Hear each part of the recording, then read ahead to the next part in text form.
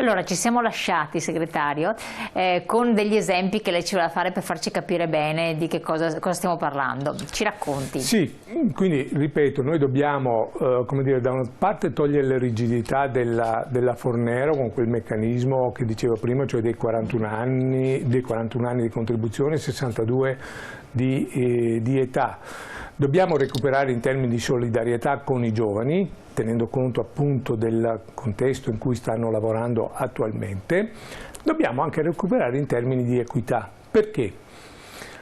Prendiamo un lavoratore e una lavoratrice, entrambi lavorano in banca, uno fa il funzionario di banca, l'altra fa le pulizie in banca. Il funzionario percepisce, diciamo, 5.000 euro al mese, purtroppo come dire, la lavoratrice che fa le pulizie a part-time, perché in genere lavorano 3-4 ore, prende molto meno di stipendio.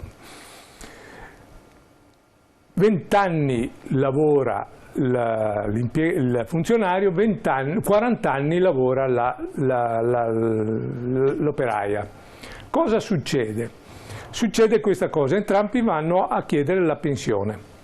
La signora, la lavoratrice, gli viene fatto il conteggio dei 40 anni, siccome la Fornero prevede che tu per poter accedere alla pensione devi avere almeno la tua pensione, il livello della tua pensione deve essere almeno 2,8 volte il trattamento minimo, che ricordo siamo intorno ai 1.300 euro al mese.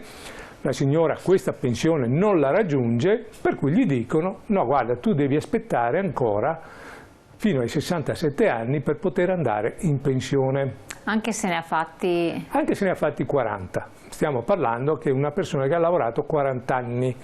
Ah, anche se ne ha fatti 40 deve aspettare? In banca, il funzionario, stessa banca, ha lavorato la metà degli anni, cioè 20 anni, però lui può andare in pensione e siccome la sua pensione, insomma il suo stipendio sicuramente supera i 1.300 euro di pensione, con i 20 anni di pensione potrà andare in pensione. Quindi noi ci troviamo... Però con la vecchiaia almeno? Ci troviamo con questo paradosso, no? Che uno, pur avendo lavorato solo 20 anni di contributi, parliamo di contribuzione, potrà andare in pensione.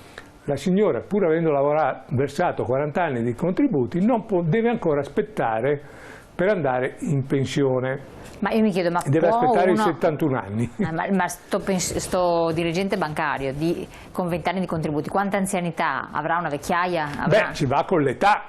Quindi, però deve avere l'età. Esatto, ci va con l'età e con 20 anni, devo avere minimo 20 anni di contributi. Okay. Adesso io con 20 anni di contributi, una volta che ho raggiunto l'età anagrafica, posso andare in pensione. Ok, però l'età anagrafica quindi deve avere quanti anni? La lavoratrice, pur avendo quell'età anagrafica da poter andare in pensione di anzianità, non potrà andarci, dovrà aspettare. Allora lei capisce che c'è un problema di equità da questo punto di vista, cioè non solo la lavoratrice fa un lavoro che sicuramente è più pesante e molto più usurante, ha lavorato 40 anni, deve ancora aspettare, l'altro invece potrà andarci. Quindi è evidente che con le soglie che ha inserito la Fornero, cioè 1,5 oltre il trattamento minimo se voglia andarci con l'anticipata e 2,8 se voglio andarci con l'anticipata e 1,5 se voglio andarci con la vecchiaia, lei capisce che è una grossa rigidità da questo punto di vista. Quindi noi chiediamo che questa venga rivista, questa norma. Ecco, quando parliamo di recuperare in termini di equità, quindi flessibilità, solidarietà, equità. Quello è quello che noi stiamo cercando di portare con la nostra piattaforma. Stiamo chiedendo superare questi paradossi, insomma, perché veramente sono incomprensibili oltre che ingiusti, insomma. Direi. Allora, voi chiedete ancora al governo, chiedo l'altra slide di supporto, perché qua a livello generale dei pensionati La famosa 14ª mensilità, ma non c'era già prevista la 14ª mensilità? Allora, tanto noi dobbiamo dire una cosa, insomma, in questo paese si pensa che uno perché è in pensione è un privilegiato. Allora, intanto diciamo che non è così, non è perché uno è pensionato è un privilegiato, tanto perché ha versato i suoi contributi. Questo come dire, è il primo aspetto. Il secondo è che abbiamo visto all'inizio, insomma, che spesso parliamo di pensioni basse, cioè che stanno sotto i 1.000 euro lordi, insomma. Detto questo, noi diciamo che dal 2011 ad oggi, quindi nell'ultimo decennio, con i meccanismi che sono intervenuti, cioè di blocco della rivalutazione delle pensioni, le pensioni non vengono più rivalutate e quindi la media, cioè tra ciò che un pensionato percepiva 10 anni fa e ciò che percepisce adesso, ha perso quasi una mensilità, che non è, se ci pensate, in questi anni, insomma, non è poca cosa perdere una mensilità, e non è che io quando rinnovo il contratto di lavoro magari posso aspirare a chiedere di più, perché il pensionato, la sua pensione è quella lì, da lì anche i lavoratori però a volte non hanno avuto questo adeguamento. Certo, no, per carità, io non voglio mettere in contrapposizione, ci mancherebbe altro che volessi mettere in contrapposizione i lavoratori con i pensionati, però esiste un problema di rivalutazione delle pensioni. In parte lo abbiamo risolto con la 14ª. Cos'è che diciamo noi?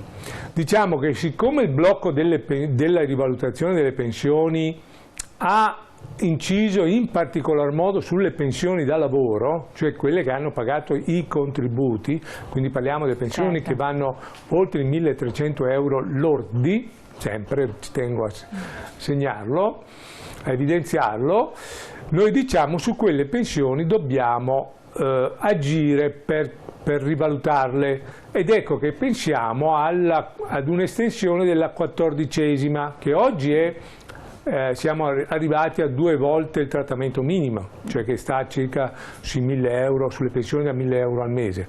Noi diciamo che bisogna portare che quella 14ª lì la possano percepire anche quelli che percepiscono almeno 1.500 euro lordi di pensione al mese. Perfetto. Ecco, quindi allargare a questa platea, che significa dare dei soldi, se parliamo del Veneto, ad altri 95.000 pensionati, non poca cosa, insomma. Infatti. Poi che insistete sulla separazione della spesa previdenziale da quella assistenziale, e questo è un altro aspetto su cui ecco, anche su questo noi diciamo, attenzione, ecco, qui non vorrei creare chissà quali aspettative, cioè noi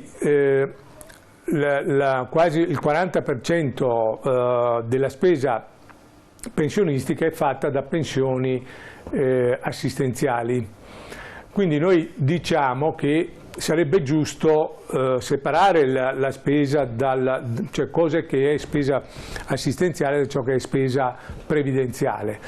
Però attenzione, non ci sarà un risparmio chissà che cosa, però cosa serve questo a noi? Serve nei confronti dell'Europa, perché oggi l'Europa nel calcolare la nostra spesa pensionistica ci calcola tutto, come negli altri paesi, quindi nella parificazione cosa succede? Viene fuori che l'Italia è quella che ha la spesa pensionistica più alta d'Europa, tra le più alte.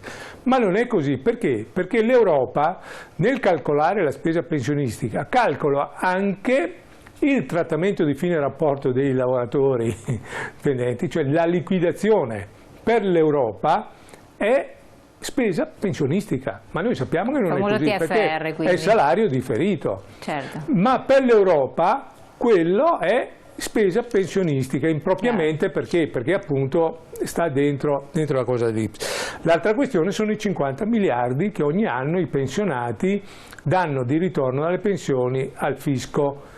Anche lì noi siamo il paese che paga più tasse, non è che gli altri non le pagano, ma ne pagano molto meno che altri Quindi voi paesi. chiedete una riduzione del prelievo fiscale? Cioè noi diciamo che da questo punto di vista noi siamo pensionati che pagano più pensioni rispetto anche rispetto ai lavoratori dipendenti, cioè noi l'ultimo cuneo fiscale riconosciuto dal governo, noi come pensionati non ci siamo entrati, e quindi si è allargata la forbice tra le pensioni, tra le tasse che pagano i pensionati e che pagano gli altri i lavoratori. Ultimo ma non da ultimo, la previdenza complementare, rilanciare le adesioni alla previdenza complementare negoziale, rendendola accessibile anche a chi lavora nelle piccole imprese e ai giovani. Esatto. Non se ne è più parlato da molto tempo, però purtroppo bisogna Purtroppo lì è un problema grosso che riguarda in particolare i giovani, perché? Perché dal 1995, cioè con Dini, la riforma Dini del 1995 ha portato tutti al contributivo, cioè vuol dire che la mia pensione non viene più calcolata sugli ultimi anni di stipendio, ma anno per anno sui contributi che io verso, e questo cambia un bel po' le questioni, no? E quindi noi avevamo detto facciamo la previdenza complementare come terza gamba. Purtroppo non è mai partita, vuoi perché il lavoratore spesso non ci pensa, soprattutto quando è giovane, non pensa alla pensione quando comincia a pensarci verso i 45 50 anni, insomma.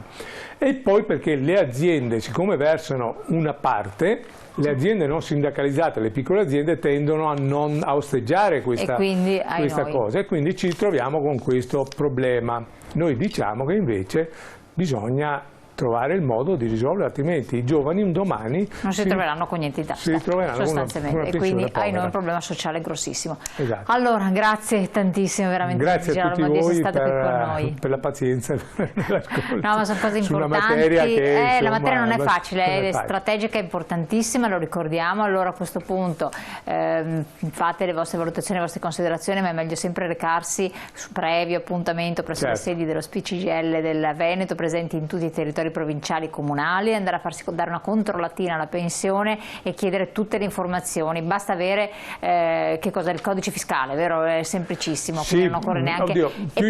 Più documentazione portate meglio è, semmai ve la tenete in tasca, ma è meglio portarla. Grazie ancora, buon proseguimento e noi ci vediamo prestissimo. Grazie a tutti voi.